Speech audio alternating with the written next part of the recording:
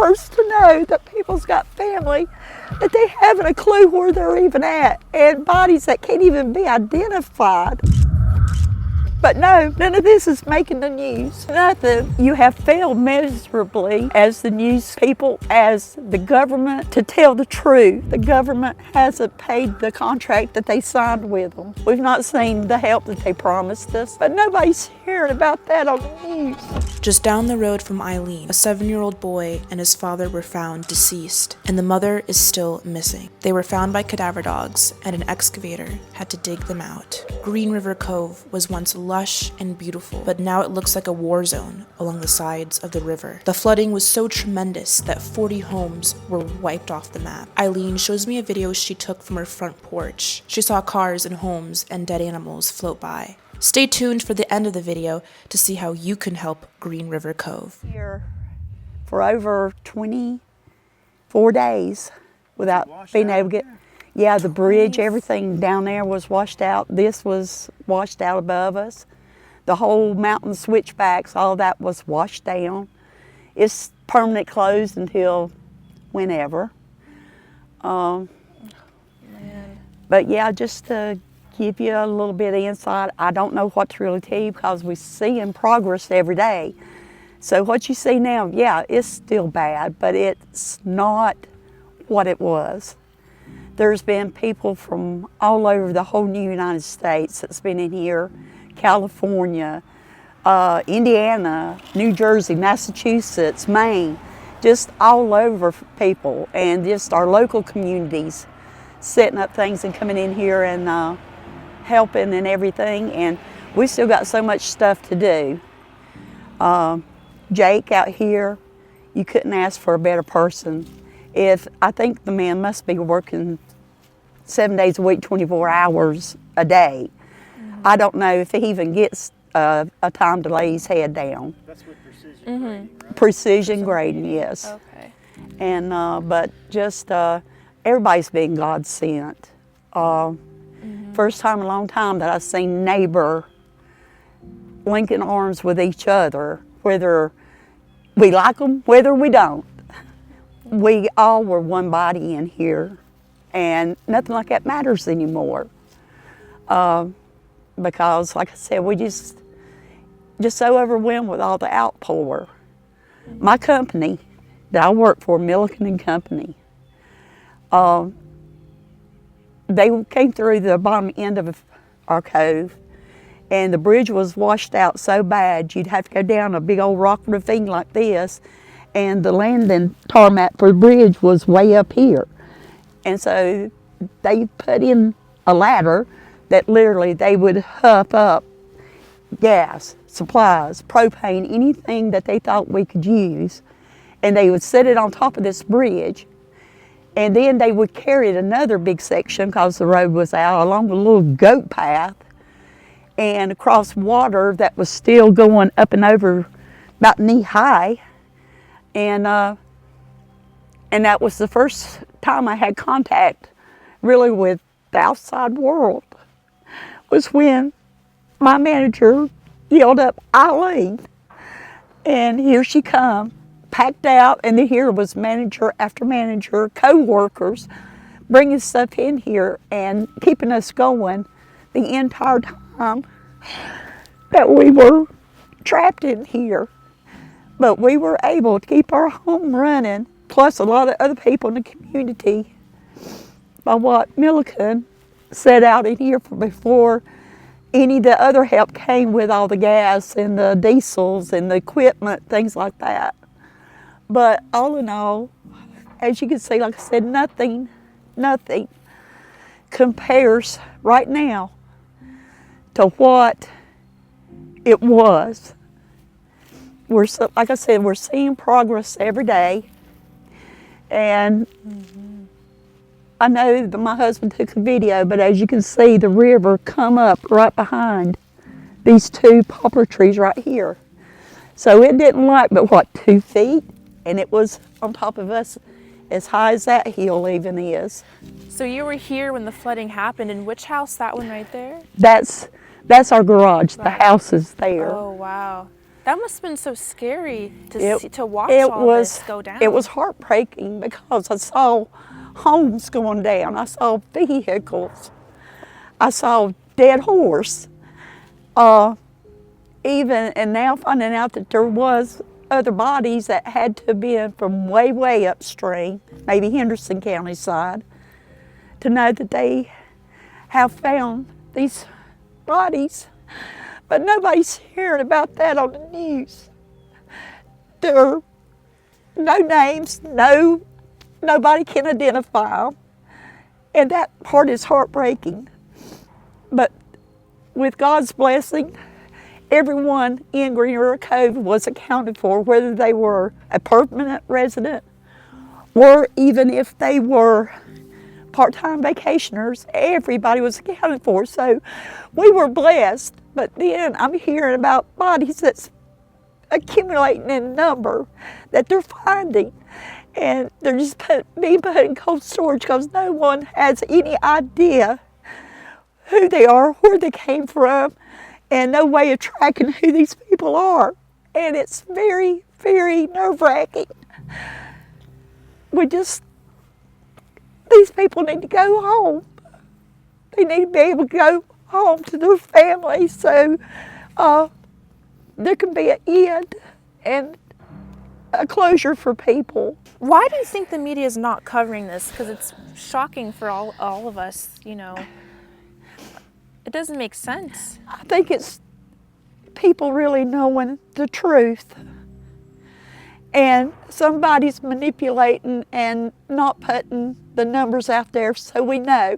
I had no idea all these other bodies had been found in here till speaking with John a while ago, and it broke my heart because I didn't know what to think about it. I thought we were all good.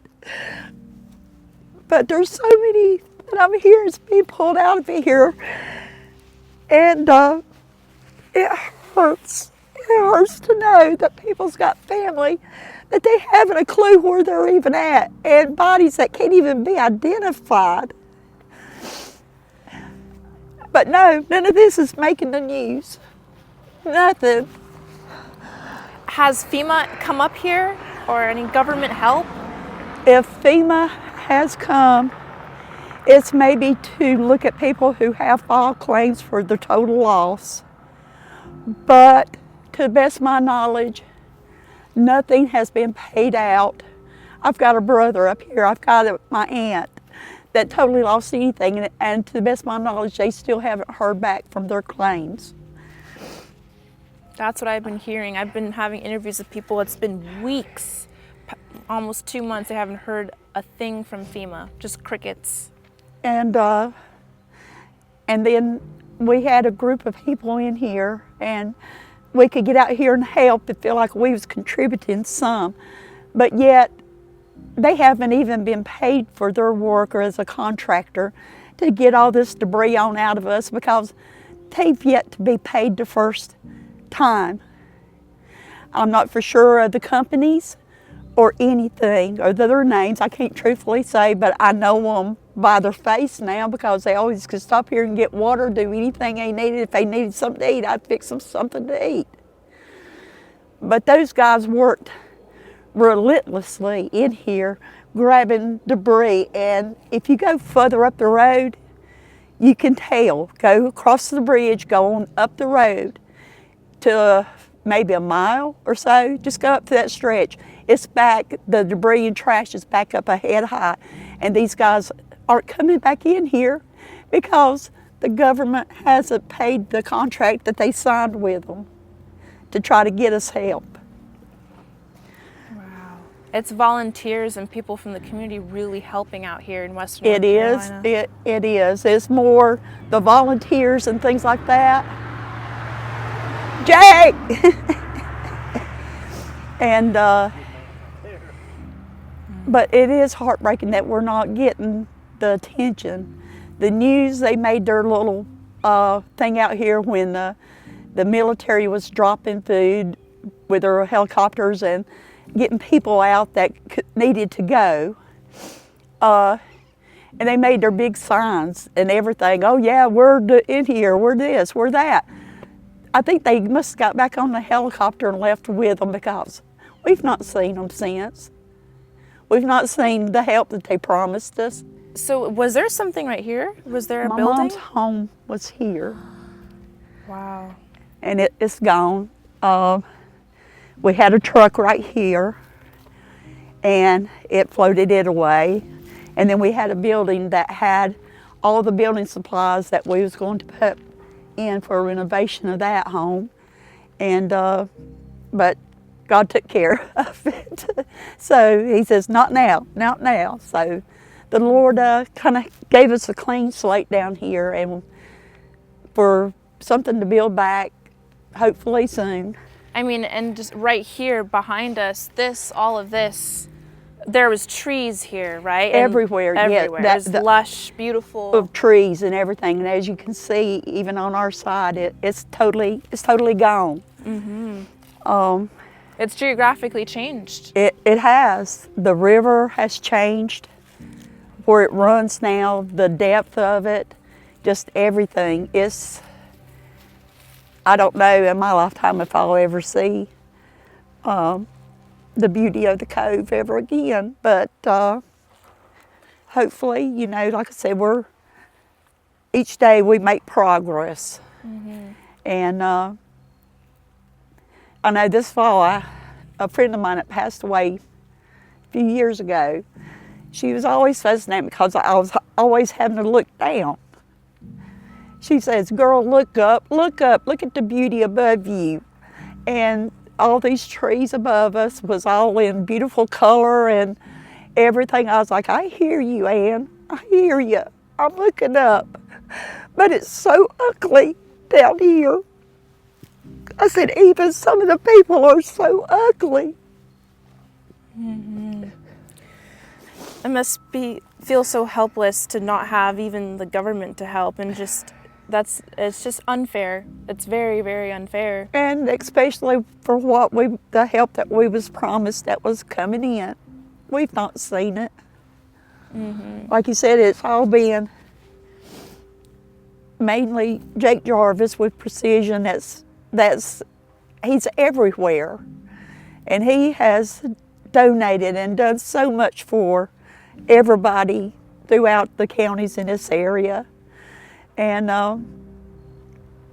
so not only was he known for a business, but now we consider him a good friend, because there's nobody else that has put in the time and effort that Jake Jarvis has. Wow. And he has a YouTube channel, or that's John. John does, but Jarvis, I think a lot of it. Jake has Facebook. He has all this stuff and everything. And he's not out for the promotion of good deeds or anything. The man is sincere heart coming in here and donating all that he has. The business part of it ain't meaning nothing to him, because you know he's not making the money. Wow, that's so nice. How can we help you, or the people who see these videos? How can the public help you and your family and the people of Green Cove or Green River Cove? Just keep funding Jake for precision grading and everything, and keep his business going. But yes, we do need help with trash hauling, just different things. But like I said, if the contractor group could get paid, that was some of the best crews ever. And but it's time our government made good on what they promised.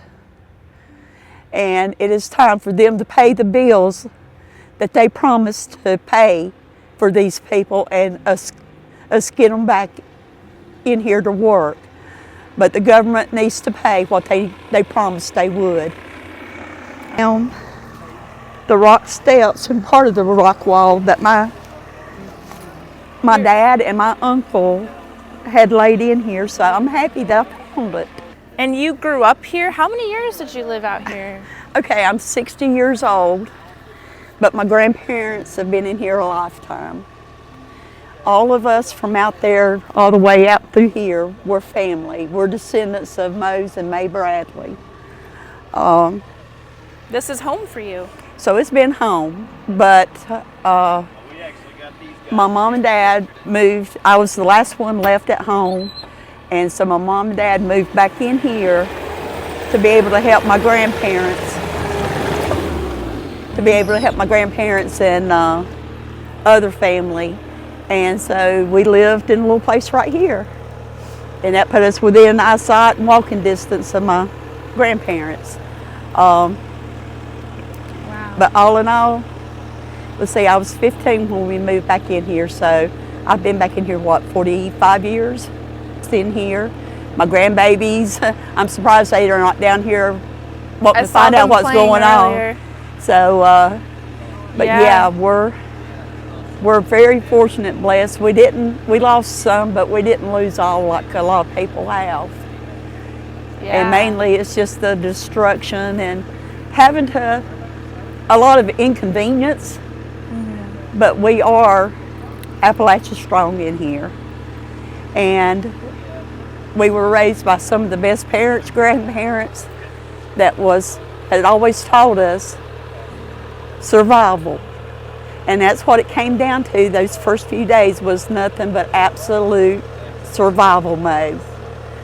But things is, like I said, making progress every day. It's not all the devastation that we once saw and was plagued with. We literally had to climb over trees, do everything to get to each other for a while. And but things is going to be better, and God's still on His throne, and He's going to take care of us whether the government does or not. He's always faithful, He's always true. And when that flood, the waters got up to that top of those trees, I hit my knees praying. And within just an hour, it started receding. And I just remember telling Roy, help me pray. It's going down. Help me pray. And so while he was videoing this, and I'll do my best to get you the video, it was so bad seeing things floating down here, knowing that it was homes, it was people possibly. Oh my goodness, that's just like a tsunami of water. So where we're standing right now was right there, under. We were standing on top of that bank. This is the footage of us standing up there. So the water was up to those two poplar trees. Right there's the two trees. That's a tremendous amount of water. They estimated it at 40 foot high from its original location and depth, but to me, I say it's a whole lot higher than 40 feet. And on the news, they're reporting that only like 220, the death toll is only 220 people, but people are saying it's more than that.